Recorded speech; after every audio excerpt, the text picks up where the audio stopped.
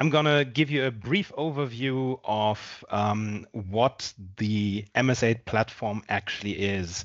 But before diving into the details there, maybe a couple of words to MSAID as a company. MSAID stands for Transforming Mass Spectrometry with AI and Aiding It in the Process, so MSAID. And our goal is to essentially take the heuristics that we've been applying for the past 25 years and substitute them with artificial intelligence powered by the vast amount of training data that is being deposited into the public domain. You might know us predominantly from our flagship product, and that is CHIMERYS, our intelligent search algorithm for bottom-up proteomics data.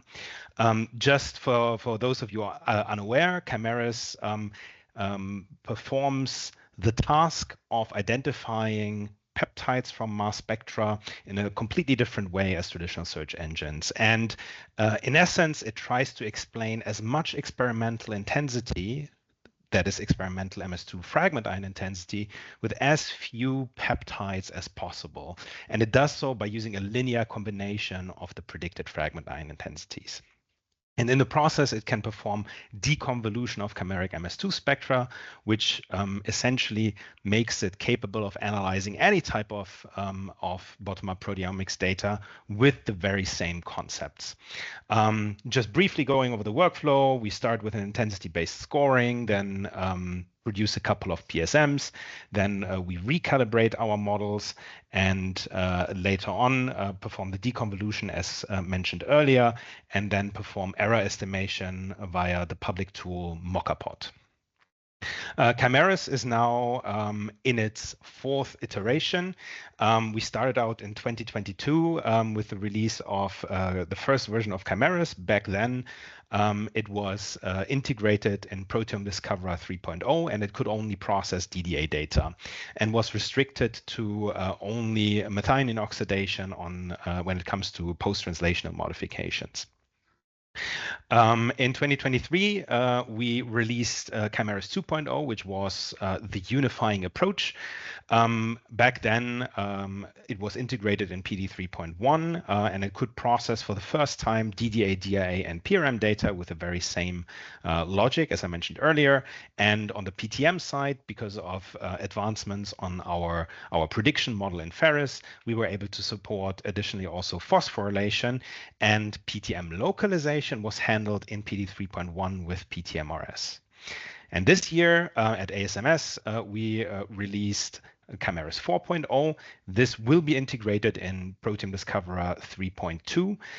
It can also process all different acquisition methods, and now also add support for both acetylation and ubiquitination, as well as a native PTM localization algorithm that makes use of predicted intensity and can calculate probabilities of where a PTM might be located in a peptide sequence. Just to give you a brief background on what you can expect when you use CHIMERYS for your data analysis of acetylated and ubiquitinated data sets.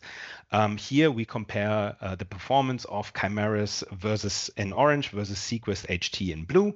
And in the plot on the left, we have acetylation, and the plot on the right, ubiquitination. And then the groups of bar charts are always PSMs or peptides.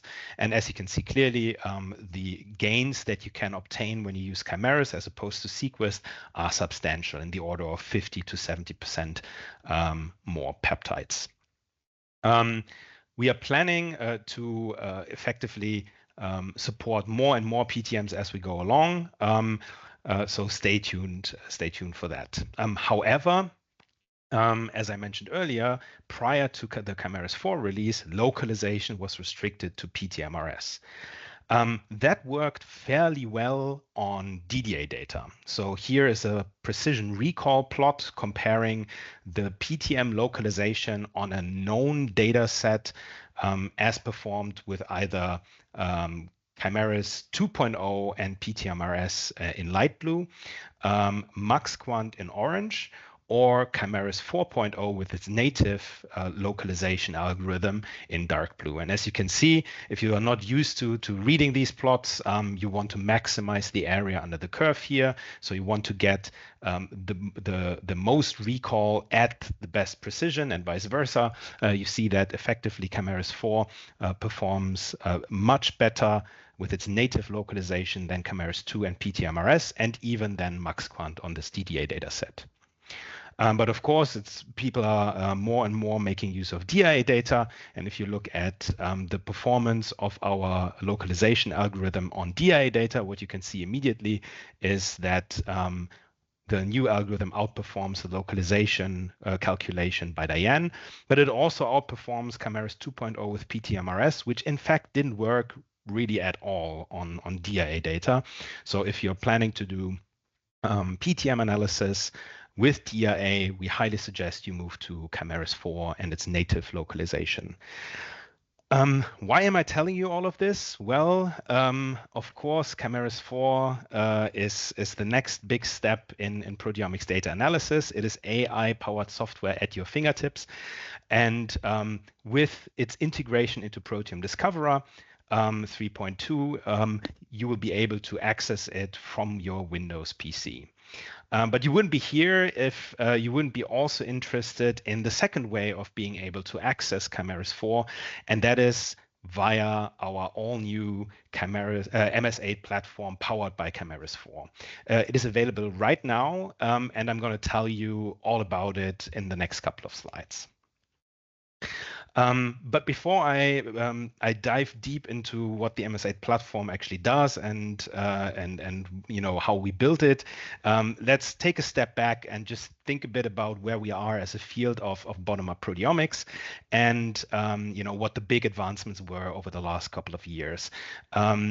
We have seen tremendous advancements on the side of the machines. The machines are getting faster. Chromatography gets better. We get better peak capacities on the new columns. People are moving to very interesting new column setups with very interesting new chromatography apparatuses. And on the measurement side, we made big strides. But on this data analysis side, what we have identified is that there is a certain lack of automated pipelines, and that effectively results in very manual workflows that are governed by repetitive steps. And those are prone to error because they are very manual in the majority of all cases. And very often we see disconnected patchworks of local infrastructure. And this is not something that we made up. So here's a little story that I've experienced myself when I was still working in the wet lab. Back then, we used to acquire our data, and the data was ending up at the instrument acquisition computer. And from there, we transferred it via an external hard drive to the processing PC. On that processing PC, we did our data analysis, but the result files couldn't be stored permanently there. This was a shared resource. Everyone needed to use that computer, so those needed to move away and ended up in everyone's home folder. For the person working on the project to find it later, but as soon as that person moves to the next position, it was always hard to take over old projects. In the past, that has been tackled to some degree. One solution here is, of course, the RDI workflow as presented by Thermo Fisher, which basically ties the first three steps already together. You have the data acquisition, you have the storage of the raw files, and the processing very tightly coupled via the RDI ecosystem. But the storage and the long-term storage and integrative analysis of the results is still lacking to some degree. It is still a very manual process and very cumbersome to do systematically.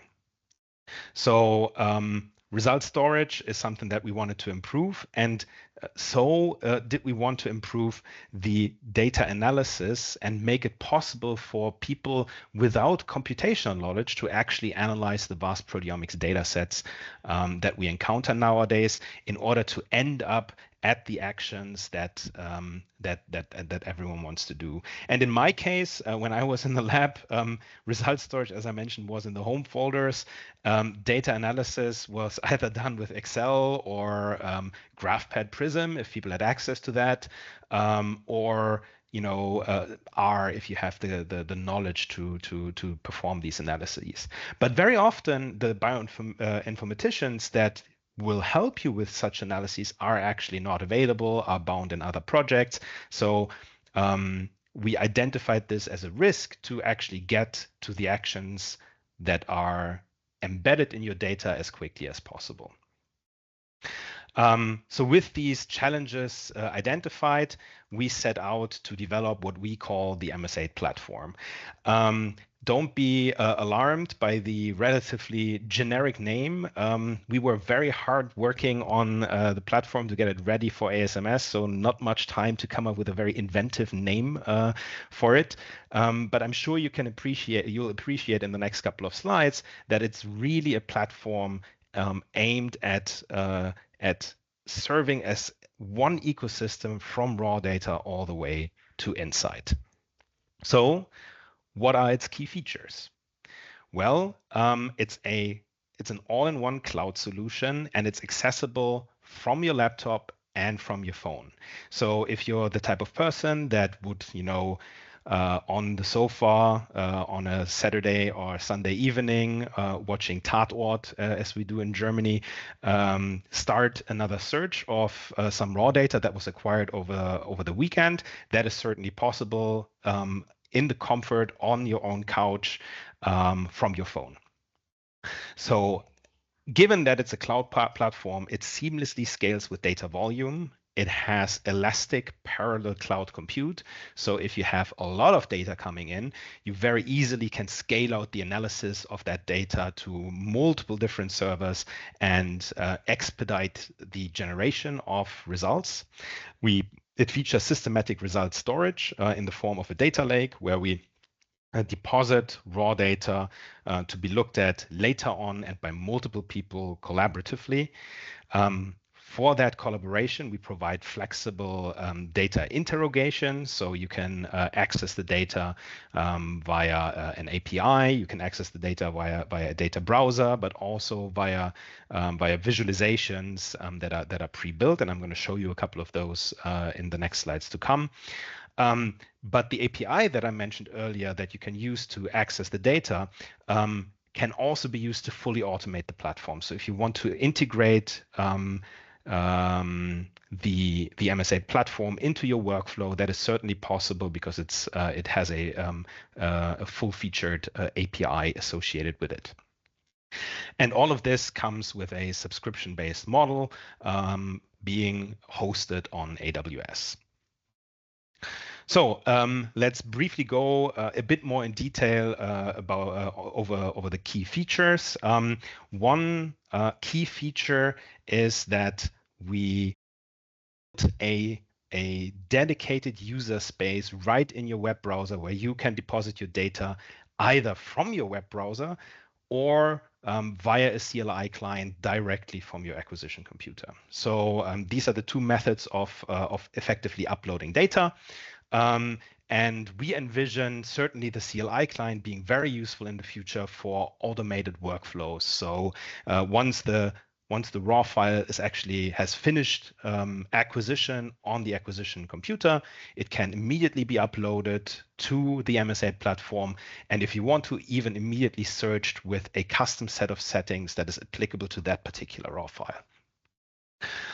In the future, we were thinking about making browsers so FTP-based browsers like WinSCP also available for upload. But we believe that the browser-based interface and the command line client are already two very good tools in order to get the data into the cloud as quickly as possible. Once data is in the cloud, you can manage it and organize it with a Google Mail type tag system. And what do I mean by this? Effectively, every single raw file, its search results and samples that are contained within can be tagged with free-form text. What does that mean?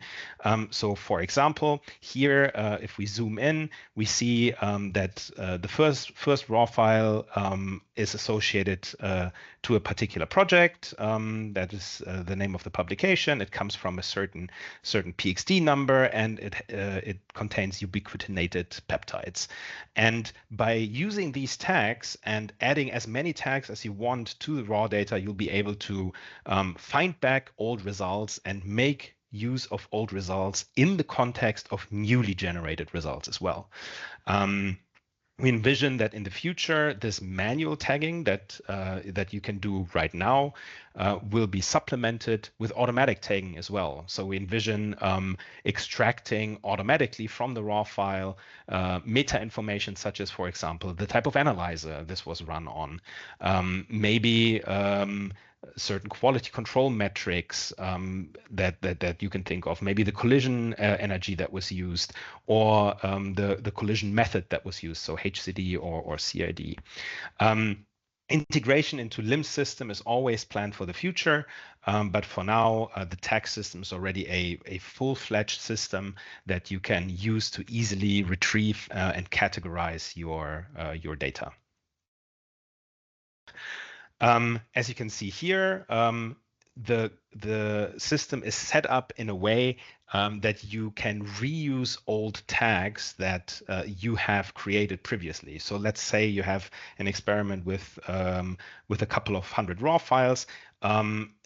We make sure that when you tag a raw file with a specific tag, say, for example, a PXD number, then that PXD number is persisted in the database and can actually be retrieved, so you don't have mismatches of slightly differently spelled tags. So effectively this way, you can build up your own controlled vocabulary in order to access your raw data and the results of it.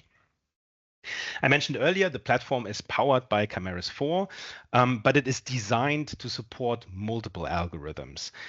We are now in the process of contacting various different developers of open source tools for the analysis of bottom-up proteomics data in order to see whether they would be interested in integrating their software also in our platform. Because for us, that's fairly straightforward to do. All we need to do is write the adapters for the input data and the corresponding output data to bring them into the same format. So if you're a software developer, feel free to approach us and we can see how we collaborate. And I think there's big value in such a collaboration because it enables you to scale your data analysis in the cloud to vast numbers of computers. Here, I brought you a little example of an experiment consisting of 1 to up to 100 raw files. And what we're looking at here in this bar plot is the time it takes to process one of these raw files or the entire experiment of 100 raw files from start to finish. And you can see that processing one raw file takes roughly 52 minutes, while processing 100 raw files only takes roughly 78 minutes, which is a bit more than a 50% increase in runtime for a 100-fold increase in the number of raw files that you've actually searched. So it scales out very nicely and will allow you to search through very big experiments with ease. As the data is searched, you can explore information on the experiment. You get a live view of the logs of the software that is currently searching your data. And once the experiment was successfully completed, you get stats on, say, the number of PSMs or the number of peptides for that particular search. We mentioned here searching 100 raw files in one experiment, but we think a very powerful addition to that is the possibility in the platform to actually combine experiments. What does that mean? It means that you can search your raw files one by one. For example, a raw file was acquired, immediately is uploaded to the MSAID platform, and then immediately processed individually. You can later on combine the search results of these raw files and generate a new experiment where we only consistently calculate peptide FDR, protein group FDR, and quantification on that set of data, allowing you to bypass the need to research your data once the entire experiment was acquired. And that saves a big amount of time, especially with big projects, and allows you to continuously acquire and analyze the data as it comes in, perform quality control on it, and don't have to research the data once the experiment is completed. For an initial glance at the data, you can use the data browser, which is effectively a bare bones implementation of Excel in the browser, if you pardon my French. Effectively, what you can do is look at your favorite protein. Is it there contained in your data set? How many peptides do you have in your data set for that protein? And how many PSMs you have for that particular peptide. So you can do a bit of high level analytics on these tables, and it's blazingly fast. But of course, exploring bottom-up proteomics data, based on tables is very cumbersome. So we also added capabilities to effectively visualize your data with standard plots such as bar plots and scatter plots. And that set of plots will, of course, be expanded with future releases of the platform. And those plots will then allow you to get insight into your data. But if that is not sufficient, you can always download your data and analyze it in your favorite tool using either R, Python, Excel, or whatever you're used to. That download capability is a central feature of the platform as well. Right. And with that, I'm basically at the end of the presentation. All that remains to be said is if you're interested in the MSAID platform, please try it for yourself. You can sign up today on the platform at platform.msaid.io. Generate an account. We will gradually admit people to the platform as they come in. And you will be able to demo the platform for 1 month for free and process up to 100 gigabytes worth of raw data in that month so that you can really evaluate whether the platform brings a measurable benefit to your workflow. So yeah, all that remains to be said is thank you very much for your attention. And if you have any questions, feel free to shoot. Thank you very much.